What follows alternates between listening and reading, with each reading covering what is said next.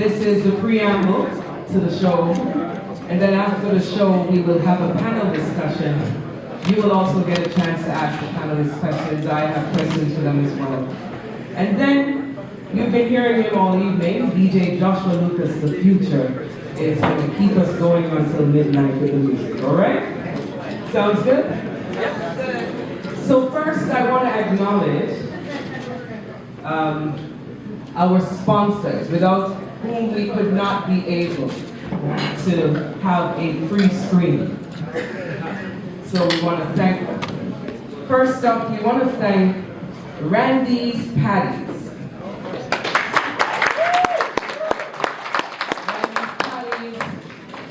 Reopened August 23rd, 2024. And I know Patty lovers far and wide were happy. They were reopening in what was the 45th year of the Randy's brand in Toronto. And since then they've been going strong. They gutted the facility, they did modernization, state-of-the-art equipment, and they consulted with the original creators. So Randy's continues into now. And I don't know if you know this, but this is the 40th anniversary of the Patty Wars in Toronto. Yes. And it was a bizarre time in Toronto. Oh, you remember? Yeah, so how could we forget? They wanted to recategorize Jamaican beef patties because the only thing they identified as patty was a burger. All day of little fish. The Jamaican bakers continue to make Jamaican beef patties with a flaky crust. And they won the patty wars. And so we're celebrating that this week. We're also celebrating Patty Day on Sunday. So you notice we didn't have any patties here because I'm encouraging you to go to Randy's and buy patties. So it don't make sense to give you free patty. You need to support Randy's on Patty weekend, right? So give Randy's a round of applause. They are a monetary sponsor. We have representatives from the team here. If you want to wave to the audience, you can wave to the audience. Randy's ownership remains a big mystery in Toronto. We also want to thank Falcon Inn. Unfortunately, owners of Falcon Inn could not be with us. Their banner is on this side. Falcon Inn is the 32-bedroom property that is now open in Niagara Falls. And why is it interesting? It's the culmination of a venture between a Jamaican and a Trinidadian. So, the Jamaican is Elaine Thompson and the Trinidadian is Moses Grant. And they now have a 32-bedroom inn at Niagara Falls on Lundy's Lane. Now, if you pay attention this evening, they have been kind enough, they're a sponsor, so they've been kind enough to send gift certificates for Falcon Inn for winners, and I will have to decide how that goes. I can tell you right now, it will be, well, I'm not telling you. So we're going to have that a little bit later on, or after the panel. We're going to do that giveaway. So give Falcon Inn a round of applause. And then some of you are still eating the meal provided by our food sponsor this evening, which is Caribbean Queen Jerk Drum. Caribbean Queen CEO Courtney Grant is unable to be here this evening, but he started Caribbean Queen in 2008, and he saw it as a time to address in West Toronto quality and accessibility of Jamaican cuisine. And so, since he's opened those doors, he's grown from strength to strength. They now have about 5 locations. Including a buffet location, which is not far from here at Bradstock. So be sure to patronize. Did you enjoy the meal? Yes. You know, we asked them to make sure you get a little taste of Jamaica, a little jerk, but if you don't like the spice, we gave you a little barbecue, right? So we thank our sponsors. And then we have to thank our partner, the Jamaica Canadian Association. Give them a round of applause. The JCA was established back in September 23, 1962. It's as old as Jamaica's independence. And they've been through great tribulations until they got to this building. This building too has been through its time. And they continue to be a hub for the Caribbean community, not just Jamaicans. The Caribbean community benefits from this hub. And we thank the JCA for, well, I personally have to thank the JCA. Whenever I call upon you, you have made it possible. And without them, we wouldn't have this lovely venue to do this community screening. So give them a round of applause. And then I'm going to bring to the stage our patron for the evening. A career diplomat with some 20 years of service, Mr. Kurt Davis. He was formerly chargé d'affaires of the Embassy of Jamaica in Berlin. He previously served in a variety of roles across the Foreign Service, undertaking assignments in Pretoria, South Africa, New York, all over the place. He's well traveled. He is also proudly a Kingston College Old Boy, for those who are Casey fans. And he is here this evening. His wife could not join us, Dr. Susan Robinson Davis.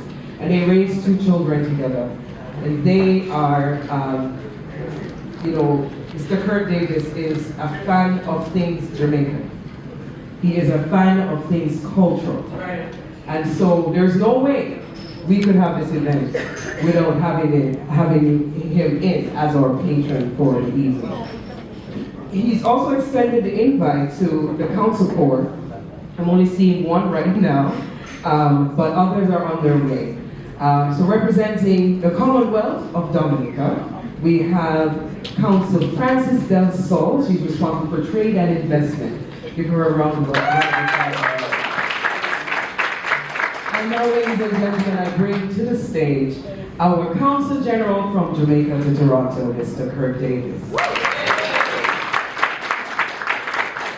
Thank you so much, Madam MC. Good evening, everybody. It is a wonderful pleasure to join you here. Let me, of course, first of all, recognize my distinguished colleagues who are here, Commissioner Del Sol, and of course, the President of the Jamaica Canadian Association, all the executives responsible for the production of this wonderful film, and other distinguished guests in the audience. A warm welcome to you this evening.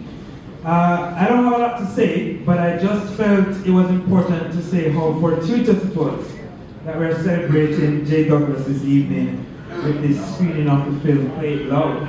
And of course, this is during Black History Month. The timing could not be better. I'm quite excited to be able to join in paying tribute to J. Douglas as a stalwart of the Canadian music scene, whose life's work has brought Jamaican culture to the fore as an integral part of the industry. Now, to say pioneering would be an understatement. Early in my tenure, and I only came here at the end of 2023, I met at a Black History Month event over in Toronto, the humble, unassuming legend. Because I was at this event, and he was singing and he was performing, and he came and he greeted me and he was telling me all the various things that happened here and there, and then, I was like, okay, that sounds good.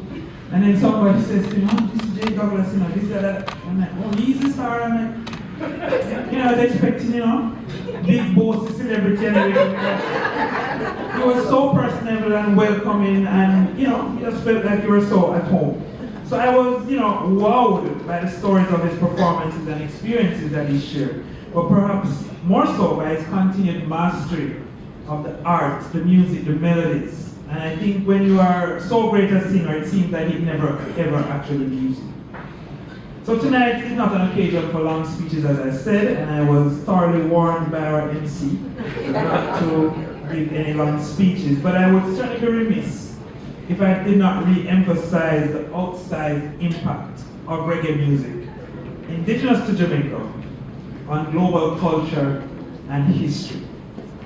It has been a music that has inspired and continues to inspire social consciousness, cultural pride, with its calls for justice, for peace, for rights, and of course, one love.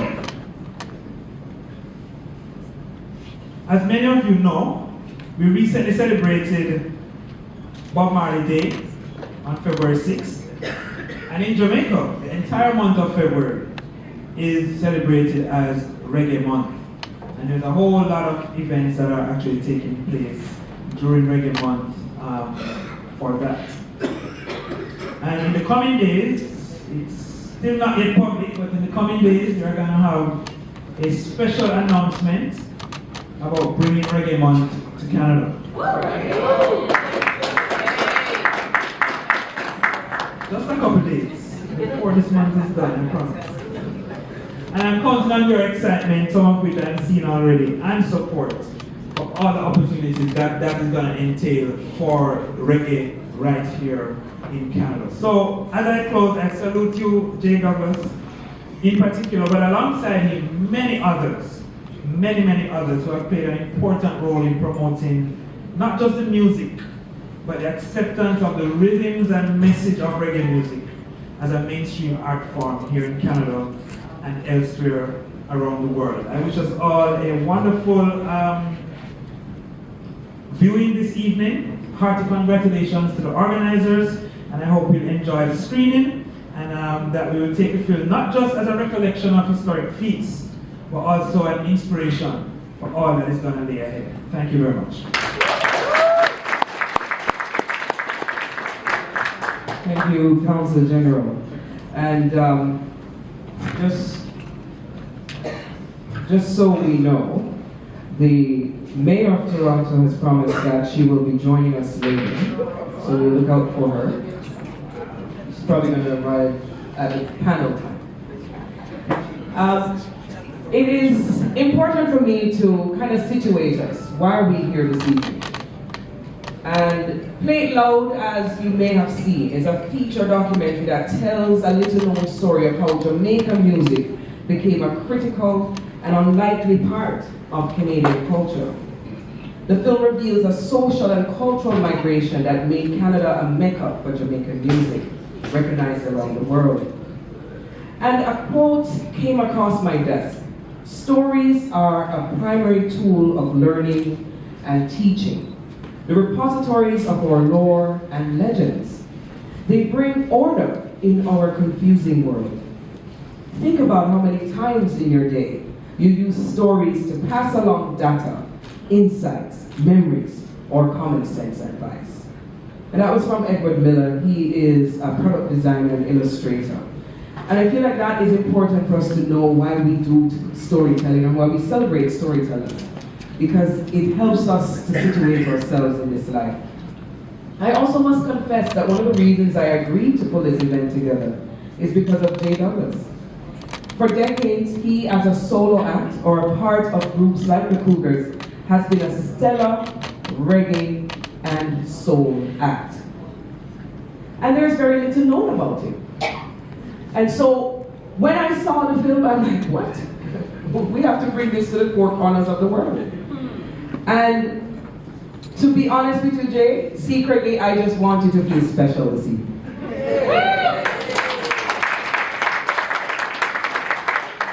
We wait sometimes for scattering flowers when people are gone. This evening, I want you to know that everything was done with love. And we're very grateful that you still serve after 60 decades, after 60 years. You know, not 60 decades.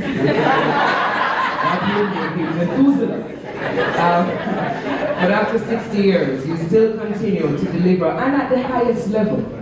And we really, really appreciate you for that. And there are members in this room that appreciate you because they put this film together. I'm going to bring to the stage Andrew Munger. He has a 30-year history with content creation, and his company, Ultramagnetic Productions, is behind this film. And Andrew's going to come to the stage and explain a little bit about who's involved, and then we'll get into it.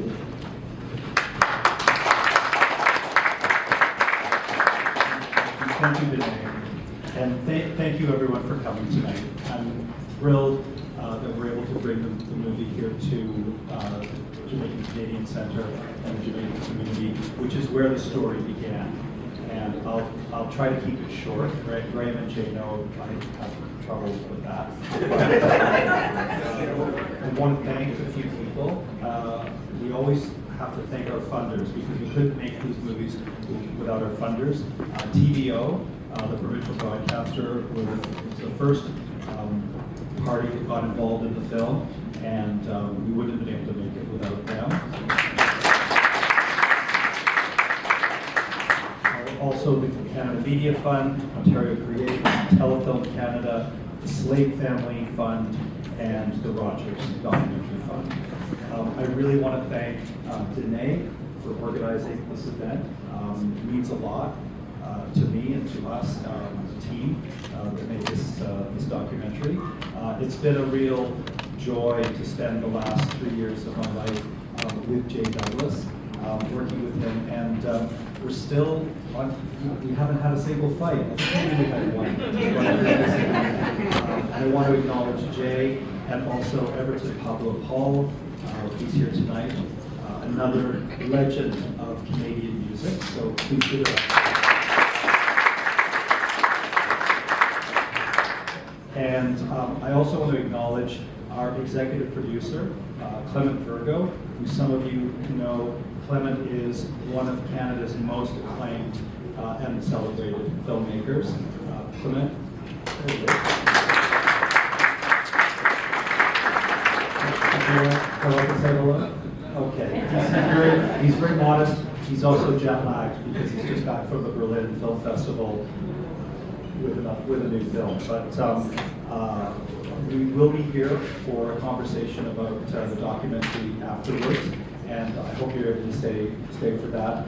And I just want to say that I've always known, maybe not always, but since my 20s, been listening to and loving Jamaican music and Jamaican Canadian music. And I thought, why doesn't everybody know this? And that was really the inspiration for making, for this for starting this documentary. But a documentary is just an idea, and it was our director Graham Matheson who really, had the vision and brought it home. And I think you're going to have a really good time tonight. Thank you.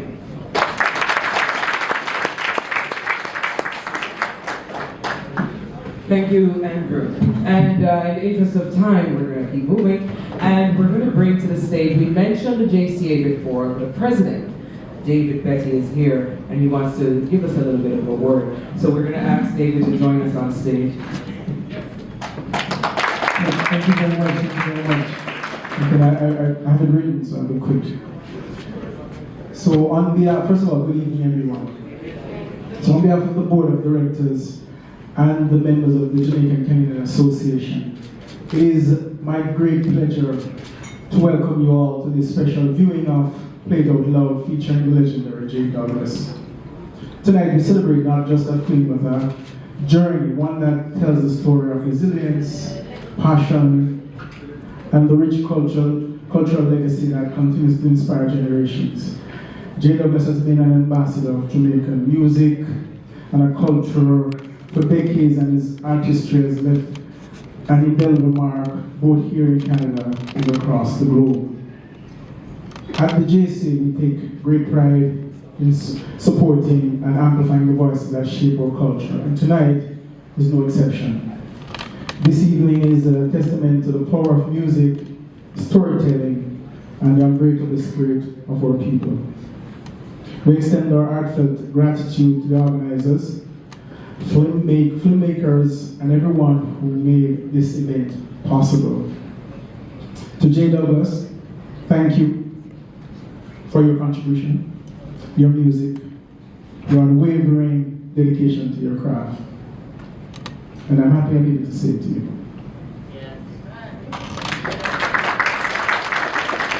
So, let us sit back, enjoy and celebrate this incredible artist and his journey. Thank you, and enjoy the viewing.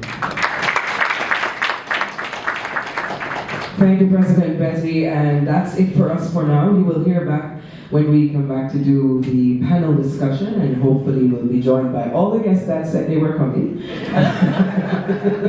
You know, we had a sold out batch of tickets on Eventbrite, and we put up another 50 just to see what was going on there. So we'll see. So I'm gonna slide things over. We're gonna turn the lights down. We're gonna get into theater mode. And ladies and gentlemen, it is our privilege to present to you, Play It Loud, How Toronto Got Soul.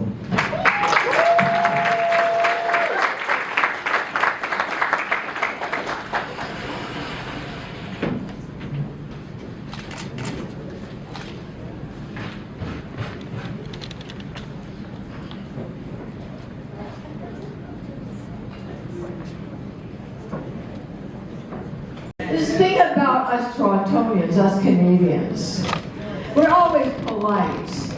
We don't strut our stuff, you know? We don't claim our history.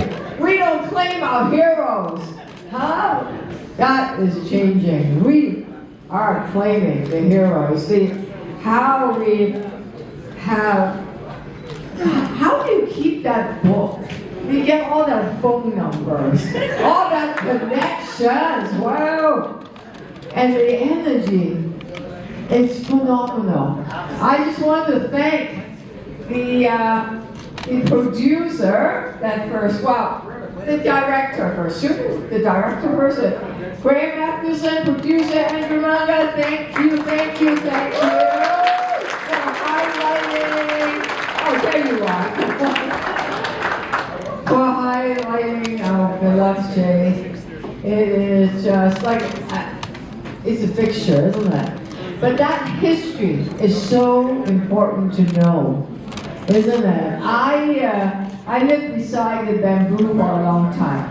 I opened my front door as the back door of the bamboo. And this is actually, we were going to declare the reggae music festival year, right? Decoration. But we'll do that later. But it's phenomenal that this history of soul, of reggae, and how it shaped Toronto. Think of the artists that come to live here, to settle here, to create the music here. It is thanks to that history, that rich history. And Jay, can you tell us what, like that passion, that dedication, that music, that heart, and that suit? Whoa! Look at that black shoes. Now you're gonna color it up? And he and I decided to color match. I thought I need some orange. He had some orange over there. It is just, thank you for the team at the Jamaican Canadian Association, and all of you for filming and for hosting it. Don't run away. No. Look at this young man.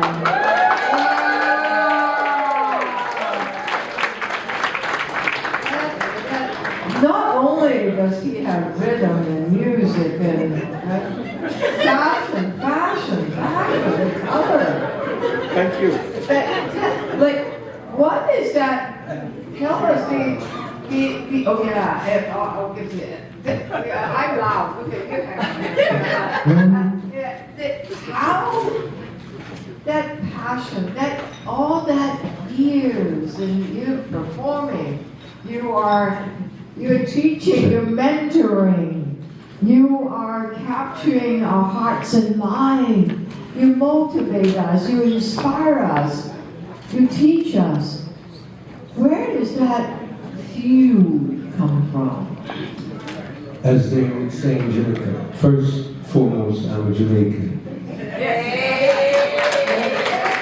And they say in Jamaica, me little but me talent.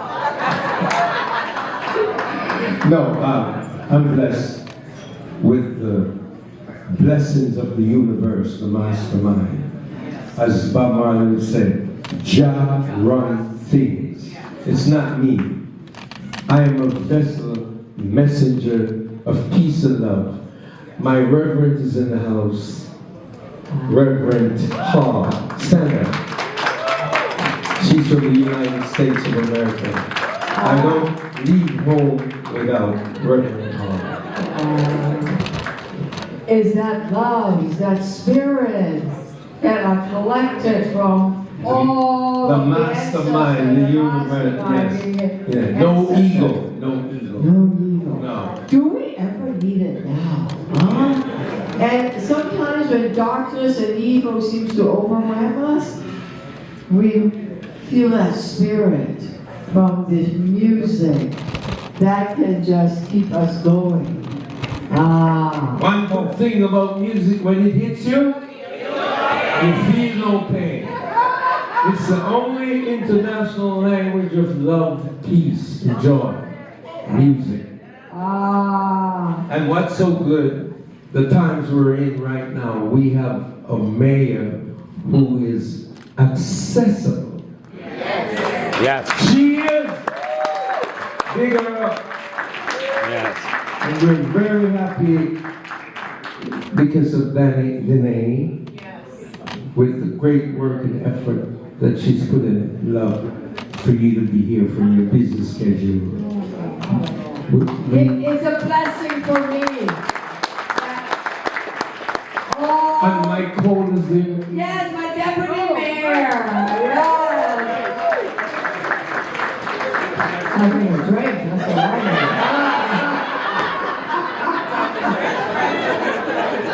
The partying, right?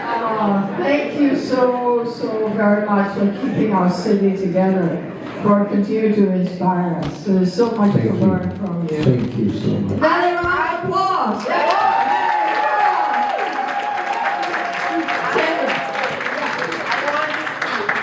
Jay, teach Madam Mayor that move. That move of Jay's with his foot in the air. Alright, I'm ready. He's gonna teach me that move. Uh-oh. Stop music. You ready? Yeah.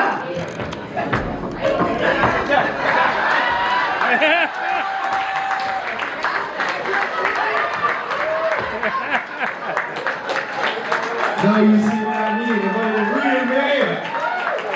Thank you.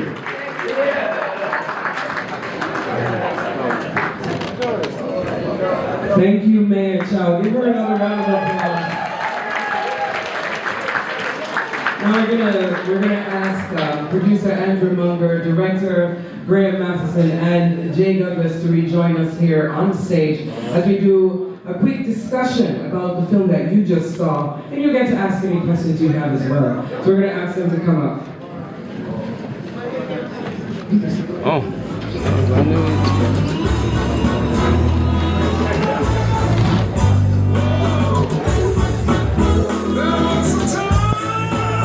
Members, some have come in from the US to be here. We want you to acknowledge them. They're here in the front. Just waiting for us. Jay Douglas' family. Stand up and see that big sister right here. Sister again, right? And nieces and so on. Give them a round of applause. They are a part of the story. And his wife is here as well. Where's Joyce? Joyce? Joyce, we don't see you often, you know, so we're very happy that you're here with us. Very happy. You know, they always say behind every good man there's a good woman, right? She's beside him, she's around him, she covers him, right? So we thank you. Anybody else that we saw? Okay, that's about it for now. The other brother, no, we acknowledge him already. We're on it. So quickly, I have a few questions, and I'm sure audience members, after having watched this, will have some as well. The first question I have is for Jay. Jay, can we have some attention here? Attention here. Hello? Barkeep. So, what does it feel like, Jay, to have your story now immortalized. It is now on the big screen for all to see. What does it feel like? Because you're the one living this journey. Yes, thanks for asking me. It feels good. Feels why? And I'm going to be straight and truthful to you. I've said it over and over. 3 years ago, when my producer, Mr. Andrew Marver, called, he introduced himself on the phone, said, I'm a producer. I said, I want to approach you about doing a documentary in your life. I said, not as yet. He said, I'd like to do a documentary on your life story. And when he asked me, my very first question to this gentleman, Mr. Munger, when we do this project, what's in it for the young generation? What is in it for the kids? I thank you for all the accolades you've given me. But here's something I want to share with you. We need to educate the people them more. We need to get them ready for the future. And we're making a very bad mistake by not doing so. What do I get out of it? The truth is being told. History is there for you and the children. And that's what makes me feel like I'm in heaven. Awesome. Our producer, Andrew Munger. You have been around music and creatives for a while. Why this story? What is the motivation? What pulled you to doing this story? It's funny, or it's meant to be, as Jay often says. The first documentary I made when I graduated from Ryerson Film School 30-something years ago was about underground hip-hop in Toronto, because I thought, this is the early 1990s. This is really an amazing story. I love the music. I was at college radio at CKLN, which some of you will remember. And at that point, hip hop was not big business. It was still some people thought it was a fad. But I knew this is a story, and I've always been really passionate about music, about Canadian music, and about Black Canadian music. And I knew this story. The Jamaican Toronto story, the story of an American record label in Seattle, Washington, discovering music made in Toronto, incredible music made in Toronto in the 60s and 70s, and then lost to time. And it took an American record label to rediscover this music and bring it to us. And so that was my introduction to Jay and the Cougars and the Sheiks and Jojo Bennett and so many great artists. And I knew that that would be a hook, frankly, for the documentary. And it was clear from the beginning that we needed, you need a person to tell their story, to tell the bigger story. And Jay was always that person, because he embodies this story, which is more than it's the music, but it's also the culture. It's about a people, coming to this country, making a huge contribution, changing music, changing culture everywhere, but especially here, and it not being recognized. Some of us knew, I knew about it, but the mainstream didn't. And Graham and I and Clement, we really wanted this to try to bring this story to a wider audience, and I think it's working. Yeah, we think it's working too. So, Director Graham, I must declare I have a bias. I've known Graham for many a moon. We go back to the days of CHRY, 105.5 FM. That's also an alum of CHRY. And so Graham, I know he knows the music. So what I want to know, Graham, in the process of making this film, I'm sure things end up on the cutting room floor. And I'm sure there's stories that didn't hit the screen. Tell me about the behind the scenes stuff that stick out for you. Things that you're like, wow, if I wasn't a part of this project, I don't even know if I would have this experience. Tell us about that. Be careful. That's a big question. Yeah. I mean, the thing with Jay is he's such an encyclopedia of the music, the community, the culture. So we knew there would be an impossible task to tell every story and every bit of the journey. But I mean, I think just, you know, maybe some people know, but I'm also half Jamaican. My mom migrated up here in '69 as a single woman as well too. And I didn't know to the extent of the music that was being produced here and the amazing quality of the music. So what surprised me and what I really tried to lean into in the film is like the soundtrack is mostly stuff recorded in Canada by Jamaicans. We didn't have to go outside of Canada to get that stuff. And the music is undeniable. The soundtrack, when you listen to it, like you can't stop moving. So, I mean, I knew some of the reggae that was happening, but like going further back to when Jay first came up here, that like unique soulful sound that had that reggae influence that these guys were doing was just so undeniably funky and soulful. And to me, it hurt that we didn't know that stuff existed.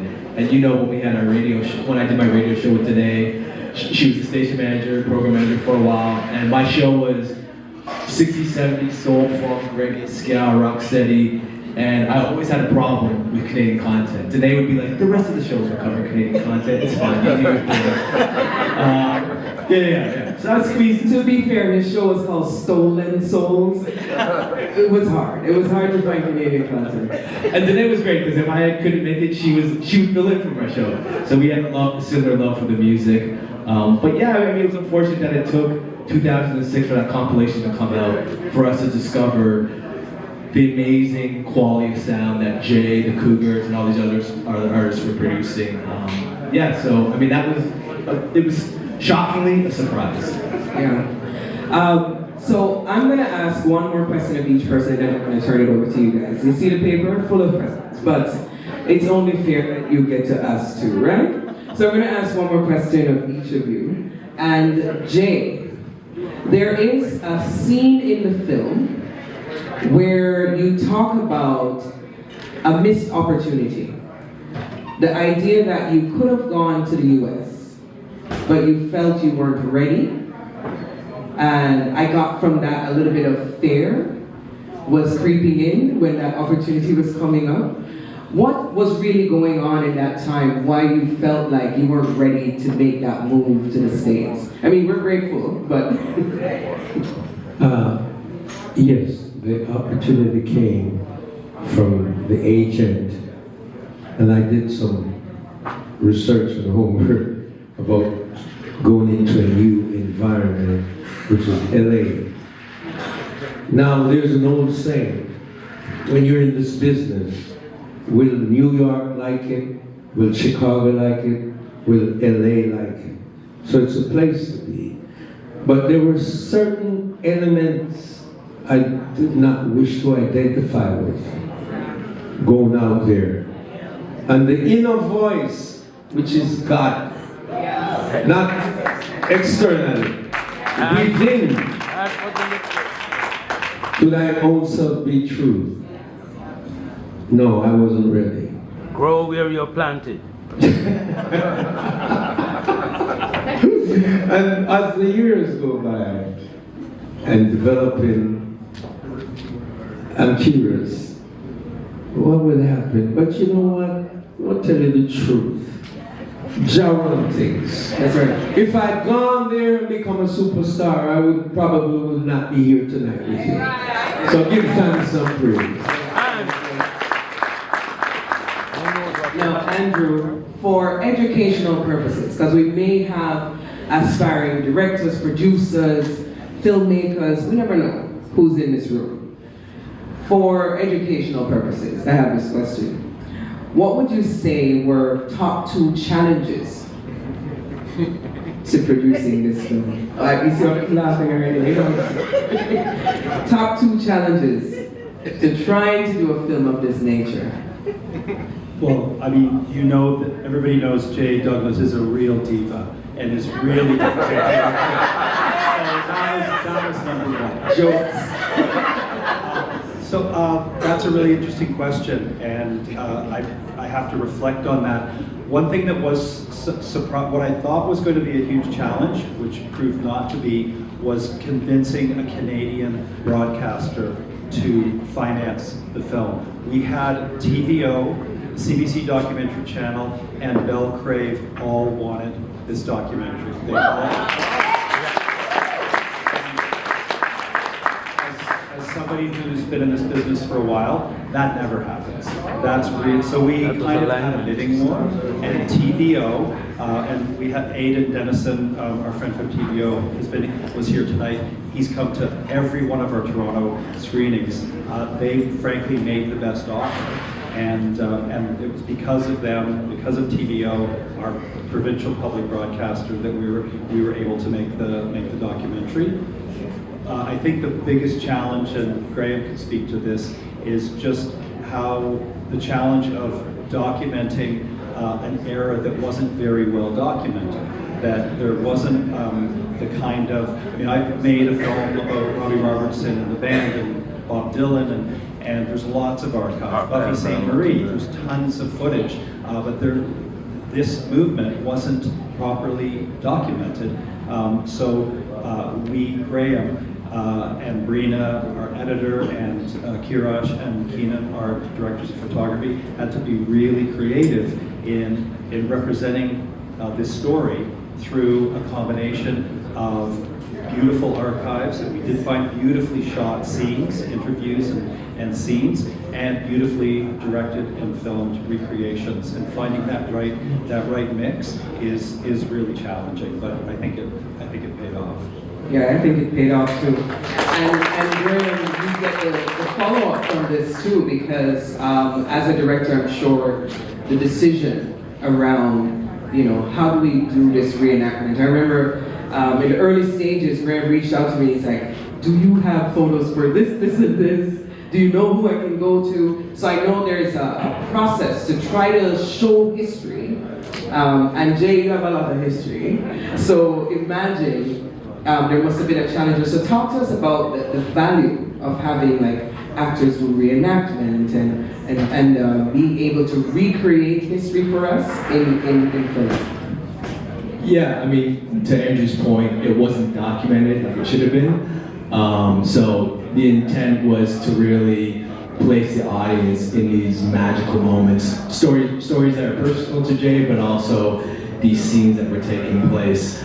So, like I said, Keenan and Kirash, our cinematographers, we really leaned into listening to the oral stories of Jay and other people from the community, looking at family pictures as reference, his family, even pictures from my family, just pulling where we can. But ultimately too was working with a really good art direction team, wardrobe team. They're all of Caribbean descent as well too, so they kind of got it already from their family stories and photo albums. So yeah, it was important to get that correct. And it was important to sort of make people feel a little bit of that magic that took place back then. And the talent, a lot of the talent are actual artists and singers. Jeff and Empress Harmony, who play Jay and Jackie Richardson in that scene, they're actually singers. Empress Harmony is backing singer for Cairo McLean and a whole bunch of other artists. So it was natural that we'd lean into the community to get some talent to represent. And yeah, they all delivered. We were ambitious. It was 80 shots in 2 days, which is kind of unheard of in film. But I mean, if we had more budget, there's so much more we could have told in archive. But it's just it's hard when you don't have all those archives available. But I will say it was challenging to find the archives, but there were some beautiful surprises, like finding the Cougars being recorded at the Whiff Club. CBC had recorded that, and that came across, and we've been digging and digging and digging, and we finally got that, and I almost lost it. But then I said, Jay, where were you? I can't see the footage. And he's like, oh, they filmed this during an intermission, so I'm just sitting on the side having a drink. But then I'll say one last thing too. There's still a lack of respect by some of the major broadcasters. I'm not gonna name names, but Jay was featured twice on a nationally syndicated TV show called It's Happening. In 1969 and 1970, this would have been broadcasted across Canada. It was an hour-long variety show. He had 2 or 3 songs. We have the rundown of the show. But myself and our archive team, and like I collect records, I'm a digger, we were digging everywhere, talking to everyone. And eventually we found out the broadcaster just erased the tapes that were involved. And that would have been magical, because the way Jay talks about it, like, just to have seen it. Can I, you know, that's why I said educate the kids. Yeah. This documentary is not for me, it's for all of us. Teach them the value, knowledge, because that TV show, 1968, 69, CTV, it's happening. My first TV show, hosted by Robbie Lane. Can't be found.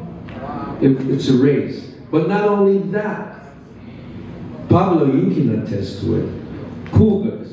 When we recorded I Wish It Would Rain, Jack Richards and the Cougars, Arc Song. A gentleman from the United States who loved us from Montreal, followed us from Montreal to the session.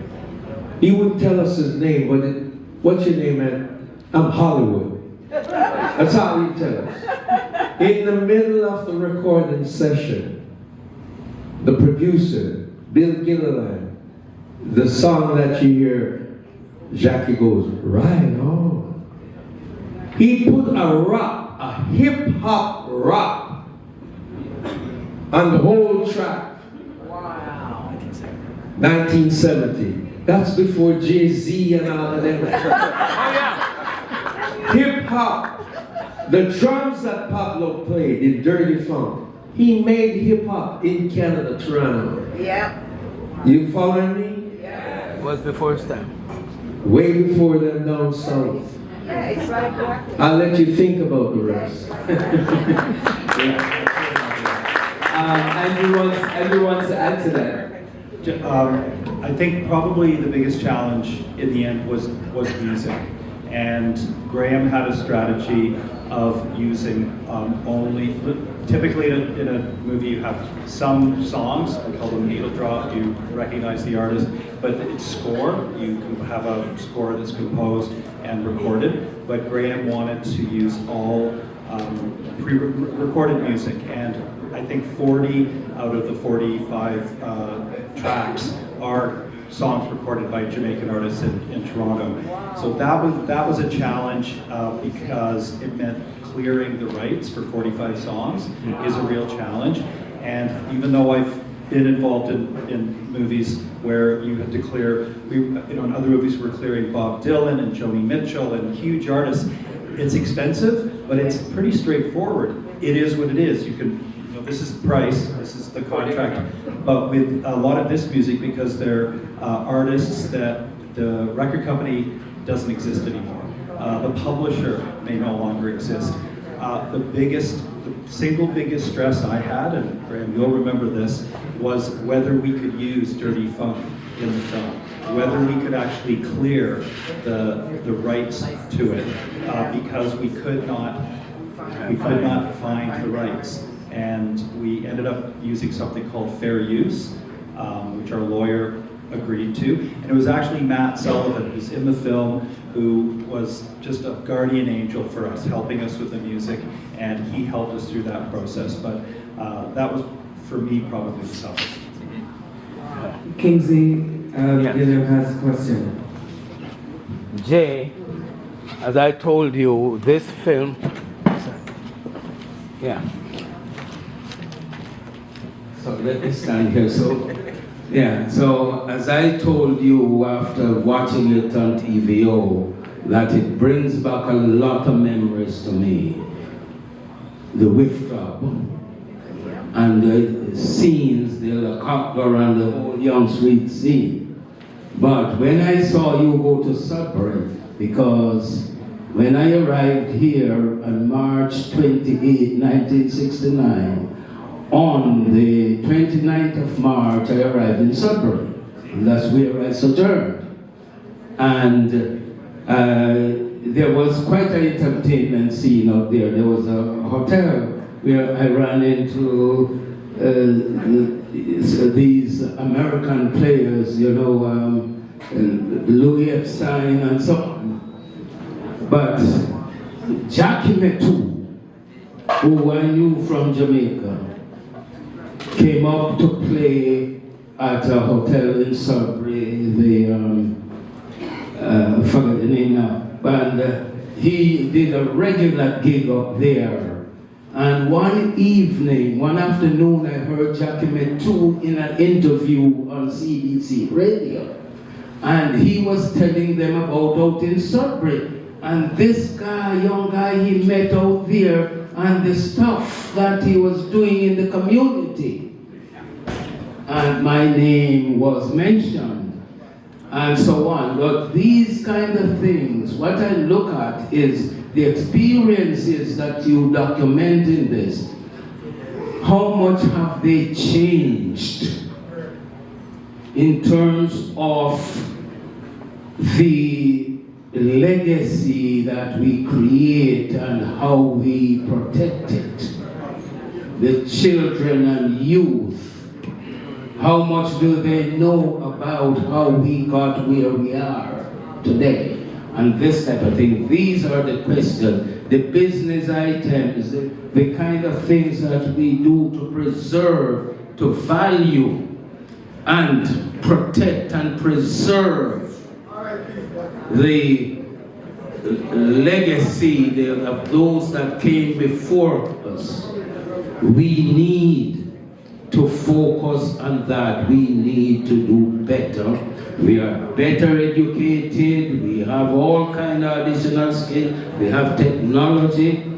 Why aren't we protecting our assets? That's what this film is doing. And this is exactly what memories it brings back to me. So with that, thank you very much, sir. Listen together. Now, it's a very good point, but if I'm not a part of the problem, I'm a part of the solution. I want to take this time right now and mention Josh Cole, who was counselor in Little Jamaica.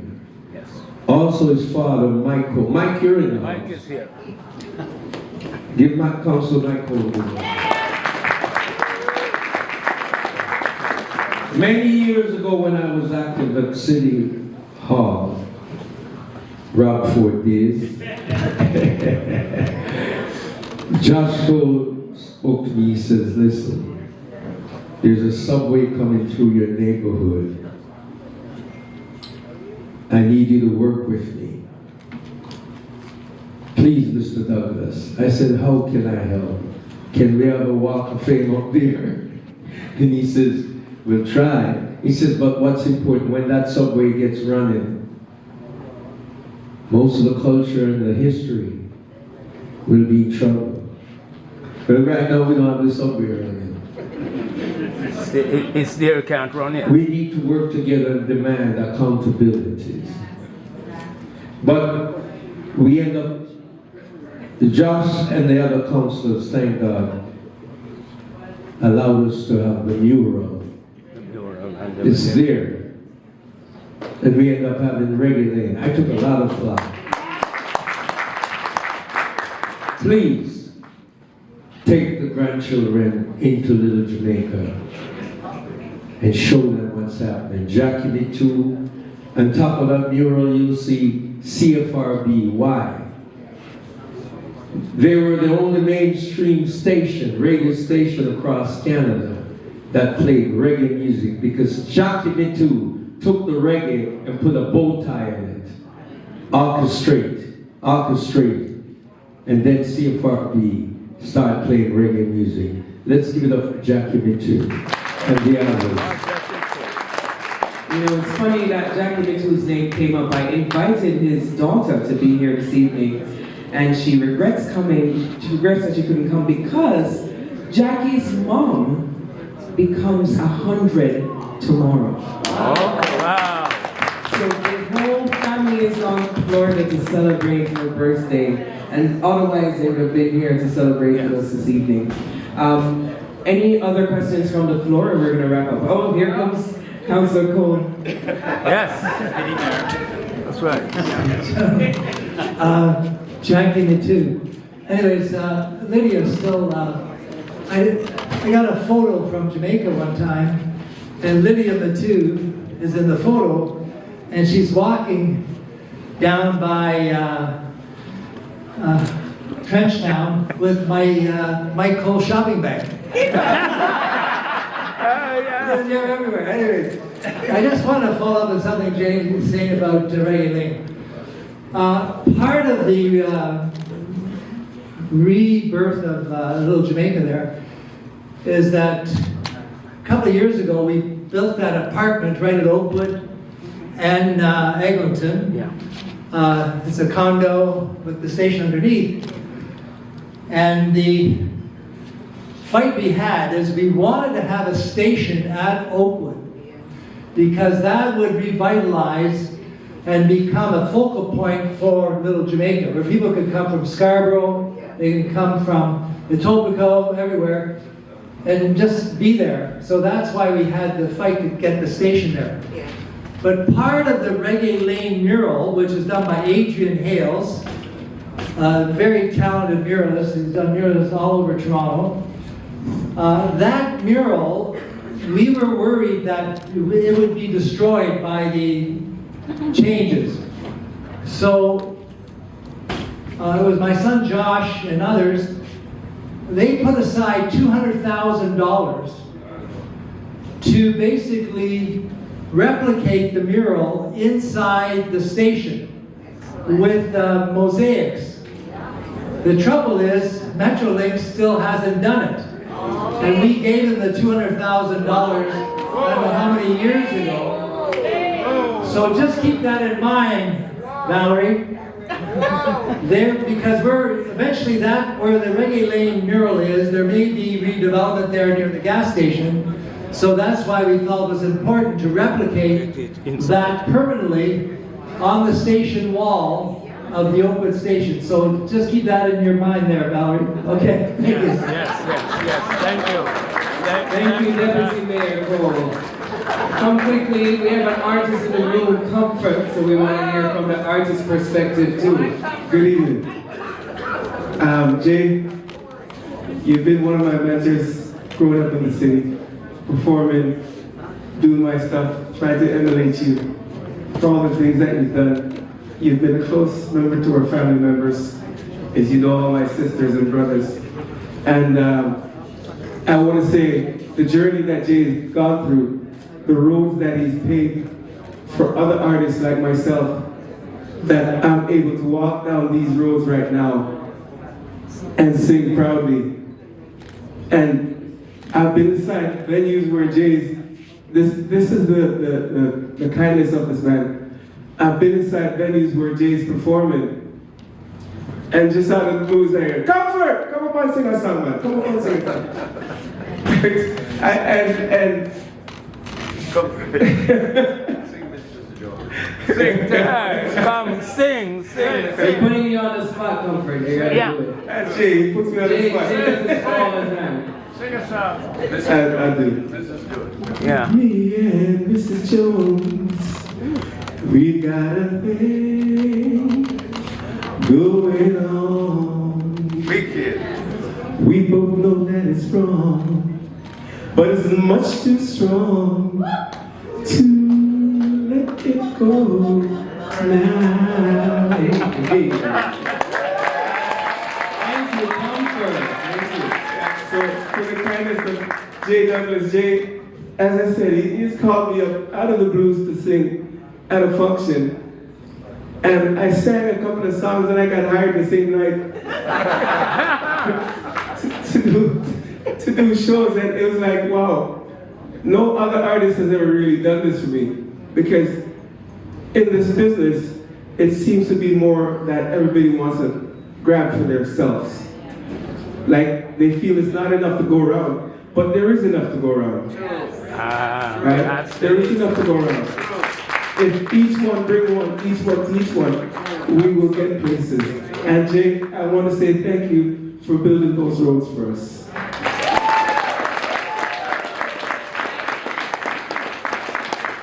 Awesome. I think that's a good high note to end the panel on. You know, we're gonna mingle, we're gonna dance. You get to ask Jay. Jay wants to say something before. Yeah, I know we have schedule here, but I have to say thank you. Okay. Absolutely. Vote of thanks. Can I? So, in Jamaica, when we would get the cleaner, my grandma Louise, Linford didn't read, but he was a spiritualist. So when Louise wanted to read, he said, "Where me at? Bring me at."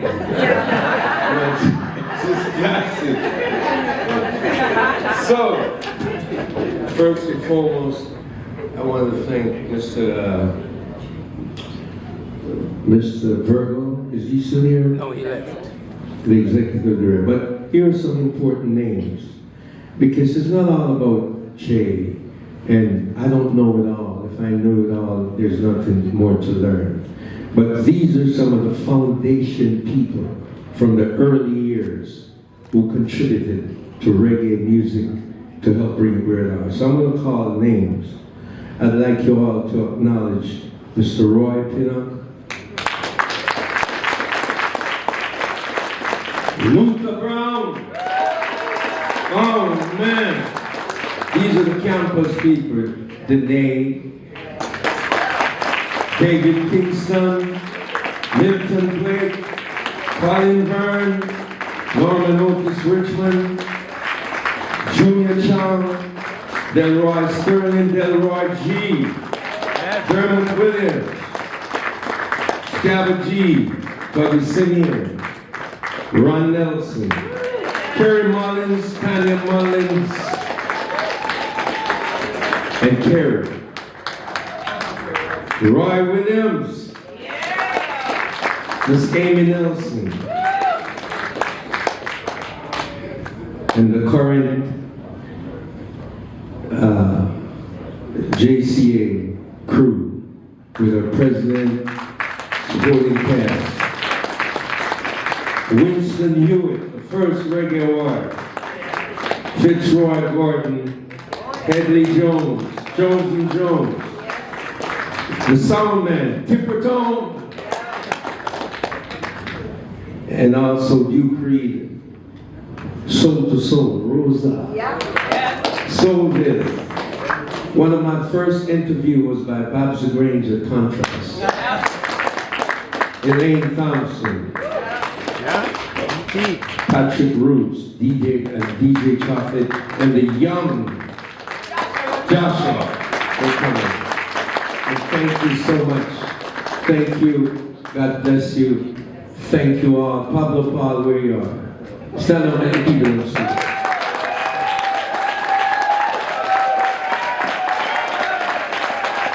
Valerie Steele, Sandra Whiting, Pat. We could go on and on and on. Thank you once again to your worship, the mayor, Ms. Sullivan Shaw. Thank you. Thank you, Andrew. Thank you, Brian. If I leave out anyone, please, you know what to do. Yes. Charge it to his memory, not his heart. Ladies and gentlemen, it was indeed a good evening to be here, wasn't it? And we're not done yet, we're going to dance. Because Joshua Lucas, the future is on the ones and twos. We just want to acknowledge again our sponsors, without whom we could not have done this event. Falcon Inn, you see their banner here. Falcon Inn has giveaways for you. They sent along 2 gift certificates for persons in the audience, and gift certificates for the 3 of you if you are interested in a stay at Falcon Inn. So that's all sorted out. So I'm going to be doing those giveaways just now. One, I want you to be able to prove that your birthday is here or near here. Near today or here this week. So if you can prove that, 1 gift certificate goes to you right away. And then the other one, you have to prove it, you have to prove it. You don't have your ID. You have to have your ID. I kind of just trust. So. And And then the other person is, I'm going to give to,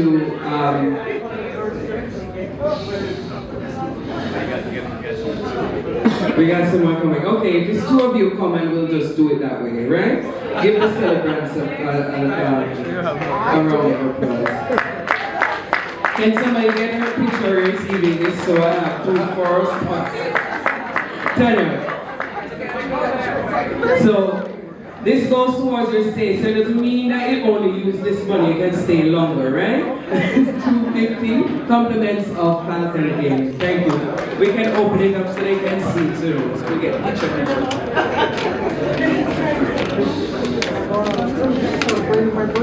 So if you're in Niagara Falls, Falcon Inn is the space to be. Alright? It's on Lundy's Lane, so you have lots of choices for dinner and so on. Alright? There you go. Congratulations. Happy birthday. Happy birthday to her. And then the other one, alright? Only two.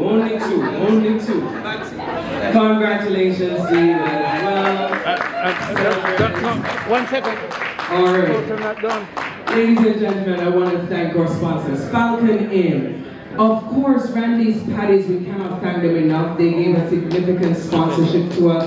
And remember, it's Patty weekend, so you go down there and buy your boxes of patty. And we also want to thank the Caribbean Queen. Give them a round of applause for serving in our reception. And they left food behind for those who didn't get any. We want to thank them. Anytime I call upon Courtney does so much in the community. He's not even here, and he made sure that we were taken care of. So we want to thank them. I want to thank persons that we were able to contact. Decor Rose is responsible for the decor in and outside. I want to thank her. I want to thank Joshua Lucas, who's been sticking around with us all evening in the future. We want to thank Mayor Olivia Chow. This is her last event for the evening, and she's still here with us, and she's had a long day. And we want to thank the JCA, the Jamaican Canadian Association, who partnered with us on this event. We thank you, President Betty, for everything that you're doing and for the team here. We thank all of you for coming out. Don't leave, we're going to dance now and mingle with Jay. Oh. Yes, we acknowledge you, brother. Commander Jay don't want us to forget the commander, because it's very rare that we have people in high places in the Navy. Understand? In the Navy. So we want to thank everybody for coming out. Please stick around with us, support the bar and more. Joshua Lucas, over to you.